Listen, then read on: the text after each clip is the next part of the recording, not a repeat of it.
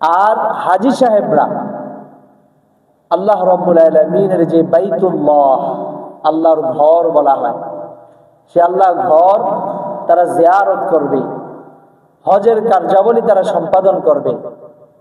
আল্লাহ রাব্বুল আলামিন বলেন, যারা হজ্জে মাবরুর করবে, হজ্জে মাবরুর করা মানে হচ্ছে সে হজের সফর থেকে তার ফ্যামিলিতে, তার দেশে, তার বাড়িতে আসলো এমন অবস্থায় যেন তার মা তাকে জন্মের সময় যেভাবে নিষ্পাপ গুনাহমুক্ত তাকে জন্ম দিয়েছে, ঠিক ওরকম একটা আমল নিয়ে, জিন্দেগি নিয়ে সে তার বাড়িতে ফিরে আসে। সুবহানাল্লাহ। কোনোটার চেয়ে কোনোটা কম? হজের ফজিলত কত বেশি, কুরবানির ফজিলত অনেক অনেক বেশি।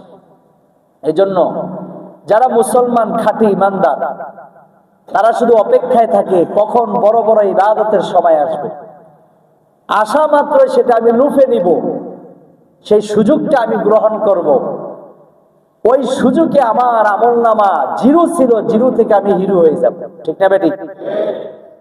অনেক হাজি যারা হজে যাচ্ছে, কোনো আমল নাই, শুধু আমলনামার দিকে তাকাইলে গুনাহ আর গুনাই দেখা যায়।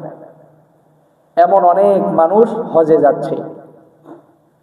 ওই মানুষগুলো যদি আল্লাহকে সন্তুষ্ট করার লক্ষ্যে হজে যায়, আর হজের কাজগুলি যদি সে সুন্দরভাবে ইসলামী শরিয়া মোতাবেক করতে পারে, আর তার হজটা যদি হজ্জে মাবরুর কবুল হজ হয়ে যায়, তাহলে ওই জিরো আমলনামার মানুষটা হিরো হয়ে দেশে ফিরে আসে। সুবহানাল্লাহ।